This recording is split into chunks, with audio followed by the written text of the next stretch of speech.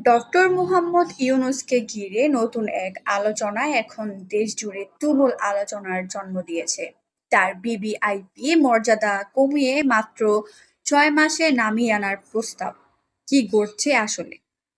সম্প্রতি doctor ইউনূসের VVIP status নিয়ে একটি গুরুত্বপূর্ণ প্রস্তাব সামনে এসেছে, যেখানে বলা হচ্ছে দীর্ঘমেয়াদী সুবিধার পরিবর্তে এটি সীমিত করে ৬ মাসে নামিয়ে আনা হতে পারে।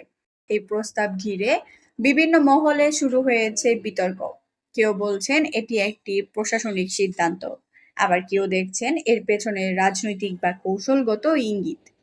বিশেষজ্ঞদের মতে ভিভিআইপি মর্যাদা সাধারণত নিরাপত্তা ও প্রোটোকলের সাথে জড়িত, তাই এর মেয়াদ কমানো হলে তা ব্যক্তির অবস্থান ও প্রভাবের উপরও প্রভাব ফেলতে পারে।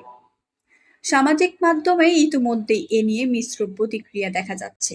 কেউ সমর্থন করছেন, আবার কেউ প্রশ্ন তুলছেন কেন এই পরিবর্তন।